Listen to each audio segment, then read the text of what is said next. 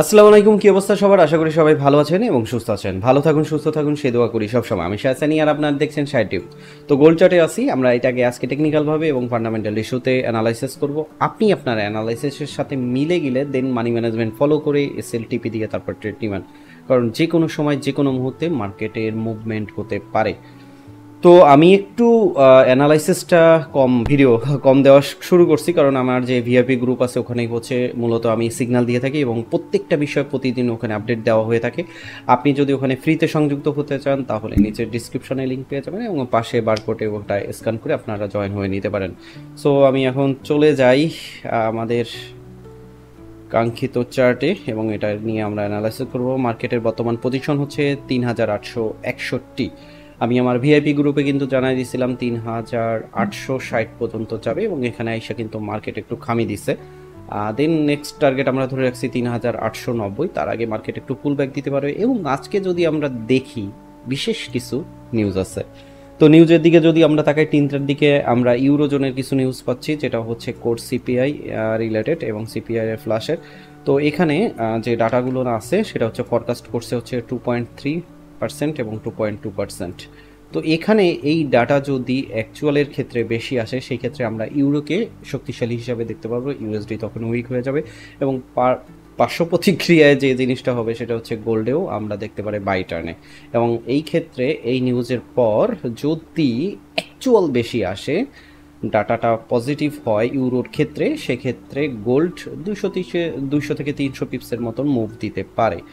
Main খেলা হচ্ছে 6টা 15 পর থেকে এবং 8টার দিকে, সেটা হচ্ছে এডিপি রিলেটেড চাকরির বাজার, যেটা সেখানে হচ্ছে 52K ধরা হয়েছে।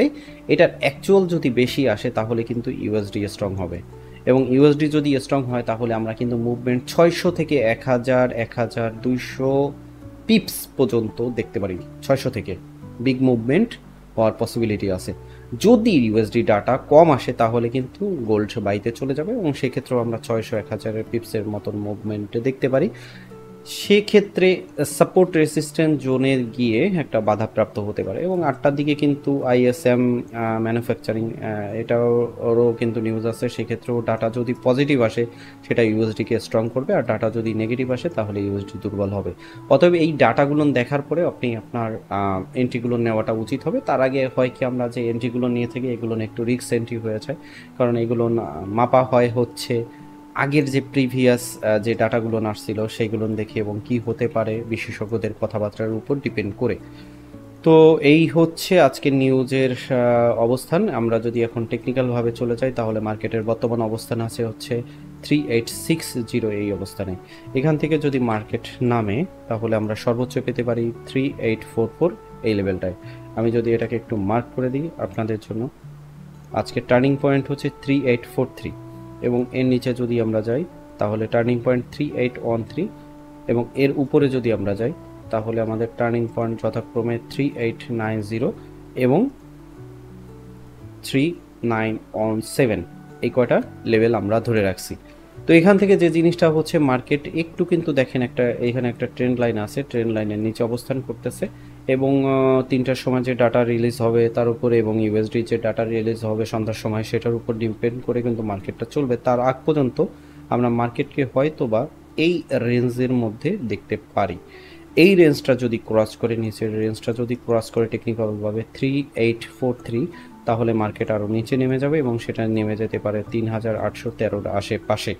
3813 বা 3790-এর কাছাকাছি বা 3800 এর কাছাকাছি তখনই যাবে। ওই যে বললাম যে ডাটাটা যদি আসে সন্ধ্যার সময় তাহলে ইউএসডি যদি স্ট্রং হয় সেই ক্ষেত্রে আমরা এটাকে নিচে পেতে পারি। আর যদি ডাটা নেগেটিভ আসে সেই ক্ষেত্রে মার্কেট এই যে জায়গাটা আছে 3843 এর আশেপাশে থেকেই পুলব্যাক যদি এখানে নামে সেক্ষেত্রে পুলব্যাক করে চলে যাবে 3890 এবং এতটুক আশা করা হচ্ছে 3890 আজকে টাচ করবে এবং এটা যদি ভেঙে যায় তাহলে 3917 টাচ করার পসিবিলিটি আছে। এখন বিষয় হলো সন্ধ্যার সময় যে ইউএসডি রিলেটেড ডাটাগুলো আসবে সেগুলোর উপর নির্ভর করে হচ্ছে মার্কেটটা চলবে। তার আগে টেকনিক্যালভাবে যদি আমরা দেখি এখন কিন্তু একটু ডাউন ট্রেন্ডের মধ্যে আছে, তবে আমরা সেই ডাউন ট্রেন্ড মানে সেল পজিশনটা আমরা রাখতে পারি 43-এর আশেপাশে। এখানে আসলে আমরা বাই নেওয়ার চেষ্টা করব, এটাই আমাদের জন্য ভালো হবে। এবং এটা যদি ক্রস করে মার্কেট নেমে যায় 3813-র কাছে, তাহলে আমরা ওখান থেকে বাই নিব। আমরা সেলে না থাকার চেষ্টা করি, বাই টার্নে আমরা প্রফিট নেওয়ার বুক করার চেষ্টা করি। এবং 3890 আশা করতেছি এটা আসবে, এবং এটা ক্রস করে মার্কেট চলে যাবে 3917। টোটালি নির্ভর করতেছে ডাটার উপরে। এবং টেকনিক্যালভাবে আমরা যদি দেখি তাহলে মার্কেট এখন অবধি গোল্ড বাই টার্নে আছে। তো এই হচ্ছে আজকের অ্যানালাইসিস। আপনি আপনার অ্যানালাইসিসের সাথে মিলিয়ে নিয়ে তারপরে ট্রেড করবেন। আপনি যদি নতুন হয়ে থাকেন তাহলে অবশ্যই সাবস্ক্রাইব করতে ভুলবেন না। দেখা হবে নেক্সট ভিডিওতে। আর আমাদের ভিআইপি গ্রুপে যুক্ত হতে নিচে ডিসক্রিপশনে লিঙ্ক পেয়ে যাবেন। যে কোনো ধরনের প্রশ্ন বা মন্তব্য থাকলে নিচে করতে পারেন। হ্যাঁ, দেখা হবে নেক্সট ভিডিওতে। ততক্ষণ পর্যন্ত ভালো থাকুন, সুস্থ থাকুন, আল্লাহ হাফেজ।